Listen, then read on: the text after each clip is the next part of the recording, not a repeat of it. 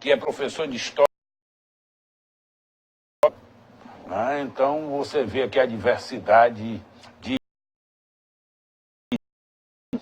E nós vamos começar o programa de hoje tratando de um episódio que eu não sou muito pudico desses caras cheios de conveniências para não falar de sexo, de falar disso, de falar daquilo, não. Mas quem se julga no direito de policiar os outros não pode ter determinados comportamentos, principalmente no que diz respeito à criança. Depois que falou, olhe a quantidade de críticas na imprensa, a quantidade de críticas nas redes sociais. Silvio Santos ficou deste tamanho, ficou menor do que a criança que ele quis debochar. Ele se volta para uma criança, para uma menor de idade, e pergunta se ela prefere o que é que ela mais quer na vida: sexo, dinheiro, poder. Se fosse na Igreja Universal, não faria, para mim, não causaria espanto. Mas como eles bancam hoje a base de sustentação de um governo que quer ser muito puro do ponto de vista ético, causa perplexidade de determinados comportamentos. Silvio Santos ficou esclerosado. Eu acho que ele já passou do tempo de se aposentar. Vamos dar uma olhada aí na besteira de Silvio Santos. Então vocês ganharam R$1.000. 1, 2, 3, 4, 5, 6, 7, 8, 9, 10. Ô, Débora, o que você acha melhor? Sexo, poder ou dinheiro?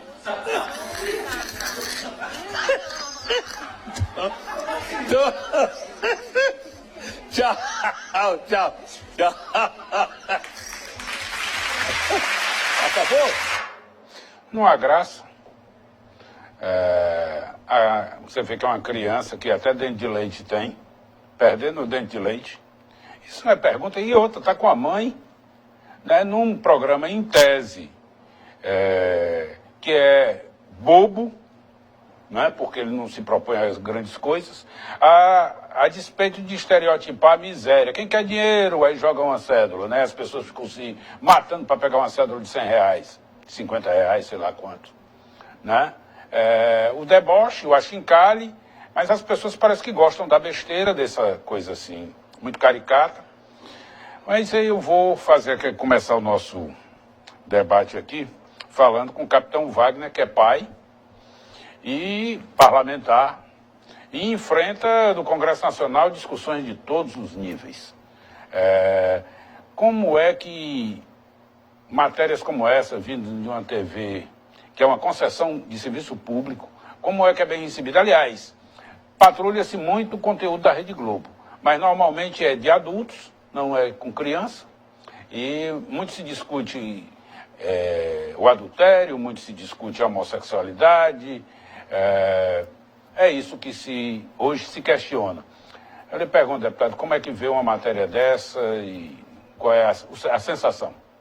Bom dia, Alfredo. Bom dia aos demais participantes de hoje. A gente, primeiro, saúda aqui a todos os telespectadores, né? A gente fica, de fato, assustado com o que a gente tem visto na televisão brasileira, né? E o Silvio Santos, sem qualquer pessoalidade, de uns dias para cá, tem feito declarações completamente infelizes. Em relação às mulheres, principalmente, tem abordado, inclusive, integrantes da empresa nos seus programas com questionamentos ridículos, né? E esse, acho que foi o ápice do absurdo e do ridículo, né? Questionar uma criança, uma pergunta idiota como essa, na presença da mãe, constrangendo a criança, constrangendo a mãe. Eu não sei nem como é que eles colocaram isso no ar. Eu acho que isso não era nem para ter ido para o ar. Porque o programa é gravado, né? O programa geralmente é gravado, ele não faz ao vivo, então acho que os produtores não tiveram coragem de censurar o chefe pela besteira que ele falou, ou então tentaram censurar e de fato ele exigiu que fosse apresentado um questionamento ridículo, né? Eu sou pai, tenho uma filha de 17 anos e um filho de 12, e fico preocupado com esse tipo de coisa. A pessoa pública tem que pensar muitas vezes antes de falar. E a dúvida é, será que é realmente esclerose? Ou, de fato, ele chegou num momento da vida que ele não respeita mais as pessoas. Então, foi infeliz. Eu acho que ele deveria se retratar. Afinal de contas, a gente tem plenas condições de, ao errar, pedir perdão. E ele, por ser homem público, mais ainda tem que pedir perdão à população brasileira e aos seus telespectadores. Eu não assisto esse tipo de programa, então não tive esse problema, mas muita gente assistiu. E, com certeza, hoje, com a repercussão que existe nas redes sociais, esse vídeo vai se espalhar. e vai causar aí, por parte da sociedade, com certeza, uma reação. Então, antes que a reação seja mais negativa ainda para ele, eu acho que ele deveria se retratar, né? se retratar, não custa nada se retratar. É, verdade. Bom, vamos dar uma olhada aí em umas imagens do que circulou na imprensa. Tá aí. Diário do Centro do Mundo, onde estão Damares e os cristãos, enquanto Silvio Santos mostra vibradores a crianças na TV. Bom, um questionamento. Ficou perguntado se ele é tarado ou senil. Porque teve uma menina que apresentava o Saia Justa da Globo, dizendo que ele era preso. Eu não sei se é coisa para tanto, mas causa estranheza, sim, né? Sim, ele mostra aí criança, isso é objeto de uma ação do Ministério Público, ele diz que as meninas vão mostrar as pernas grossas. Criança, meu irmão, isso é desvario, isso é besteira, estupidez.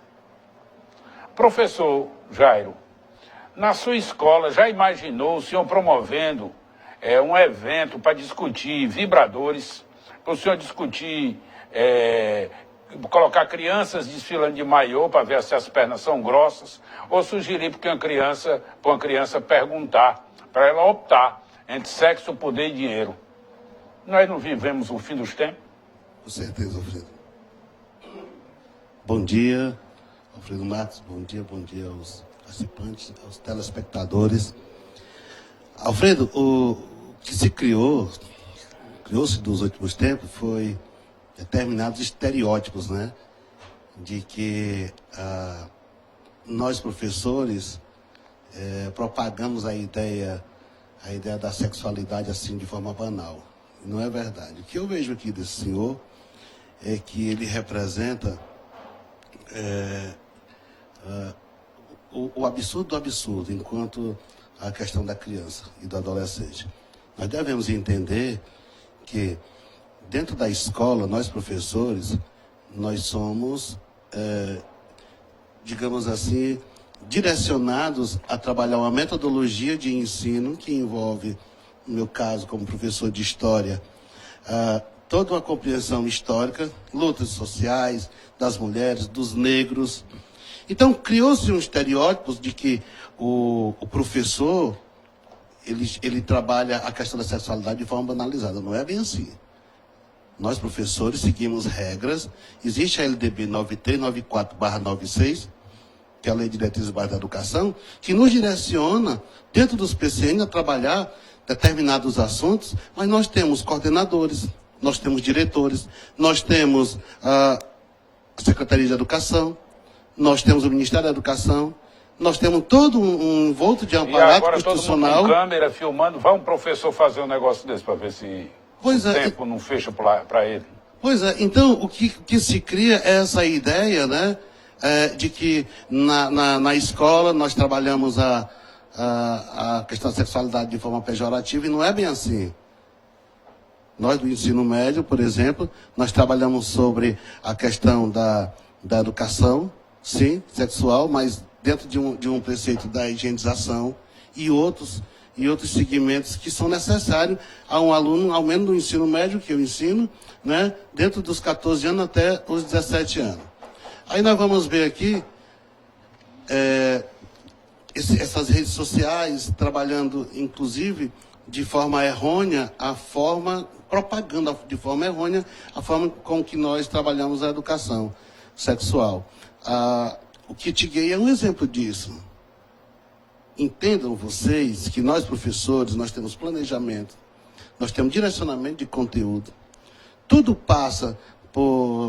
é averiguado por determinados setores, e nós, professores, diferente do que muitas pessoas acham, nós não doutrinamos ninguém, e nós temos toda uma pauta dentro da ética, dentro da moral, dentro da civilidade. Professor, o senhor citou, queria só que o senhor esclarecesse aqui para o telespectador, essa história do kit gay, ele existe, ele não existe, ele é usado, ele não é? Professor, dentro do sistema educacional, ele não é implantado dentro dos conteúdos que nós trabalhamos. O kit gay nada mais foi de que uma revista que foi lançada, ela é francesa, no final da década de 90, e aí tem a publicação dela francesa, ela foi reeditada aqui no Brasil e foi lançada dentro da mídia como uma forma em que aí entra a questão de trabalhar de forma pejorativa, de trabalhar estereótipo dos professores dentro da sala de aula. Se o senhor for analisar a pesquisa, que esse kit gay nada mais é do que orientações... Uma denúncia parecida com essa, envolvendo a Prefeitura de Fortaleza, em que ela estaria aí disseminando orientações sexuais para crianças em creches. E tudo não passou de mentira. Justamente por isso que eu pergunto, existe o kit gay, ele foi distribuído? Só um momentinho. Agora, professor, o capitão Wagner, é justamente isso que eu estou dizendo. A forma depreciativa que se trabalha a educação. Primeiro, essa revista francesa, ela é uma revista que não está dentro do processo educacional e ela vem, digamos assim, ela vem com questionário e ela é destinada aos pais dos alunos e não às crianças, aliás. E é de 9 aos 14 anos, essa revista. Então, essa revista, ela foi criada no final dos anos 90, né, da França, foi pegue ela para cá e dentro das redes sociais foi propagada a ideia de que nós, professores, trabalhamos. Isso é totalmente errôneo, isso aí. O senhor pode olhar dentro dos PCN, pode olhar dentro dos planos de aulas anuais, semestrais, que o senhor não vai encontrar em nenhuma secretaria de educação, nenhuma sala de aula, uma revista dessa utilizada por professores.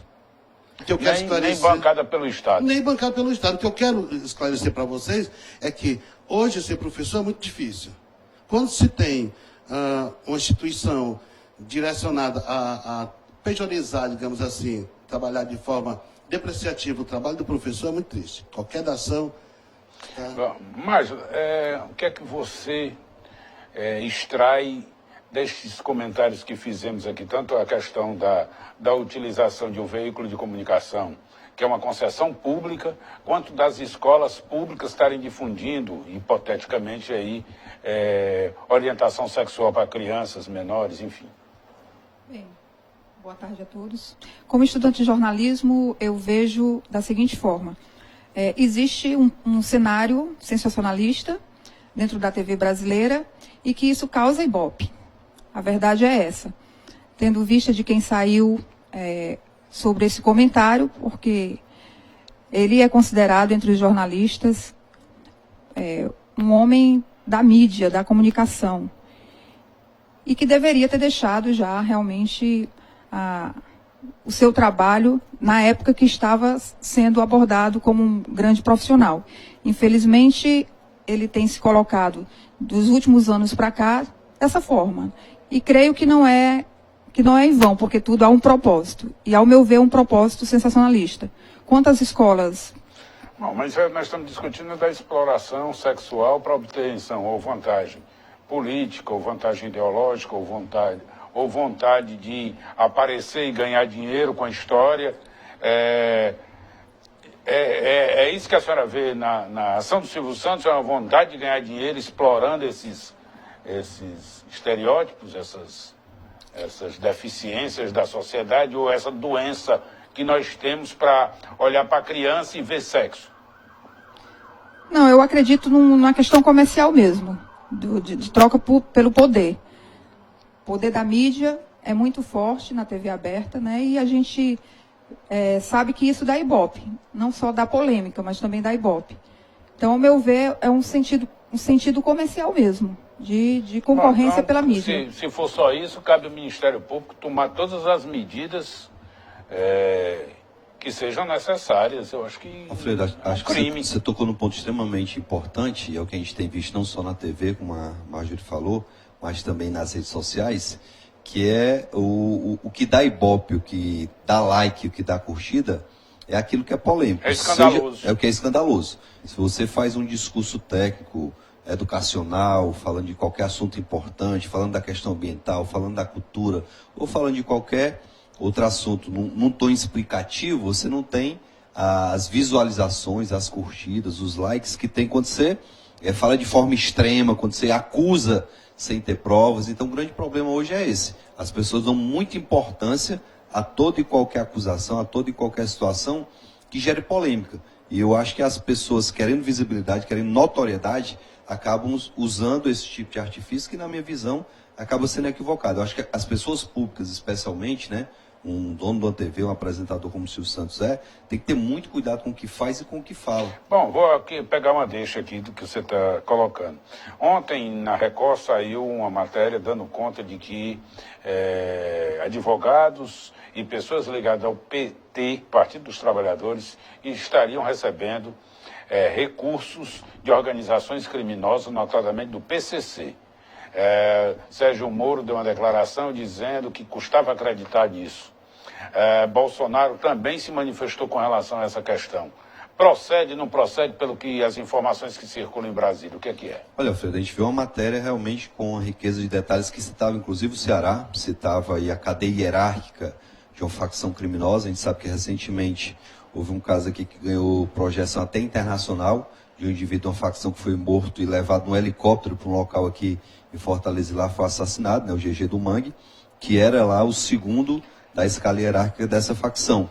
Um indivíduo foi preso e no celular dele foram pegas conversas que mostravam um depósito de R$1 milhão para pessoas ligadas ao PT. Haviam citações a ex-presidente nacional do PT, a ex-senadora e hoje deputada federal Gleice Hoffmann. Então, eu acho que isso tudo merece uma investigação. Sem dúvida. Eu acho que a gente não deve aqui porque... Se procede ou se tem indício, justamente. vai Então, atrás. Eu acho que a gente tem que ter o equilíbrio suficiente para, nesse tipo de matéria televisiva, essa notícia em rede social, de cobrar uma apuração rigorosa para ou absolver as pessoas que ali estão citadas e tentar limpar dela, ou, de fato, verificando que houve o ato ilícito, puni-las com o rigor da lei. Então, acho que o que a gente precisa ter nesse momento é o equilíbrio necessário para, diante de fatos como esse, a gente não sair já espalhando, confirmando ou negando. Como é que eu vou negar que isso é verdade se temos aí no celular desse indivíduo essas informações? Como é que eu vou ter certeza se esse indivíduo não usou referências a outras pessoas? Então, acho que a gente tem que ter a responsabilidade de cobrar por parte da Polícia Federal, investigação, a Polícia Investigativa e Judiciária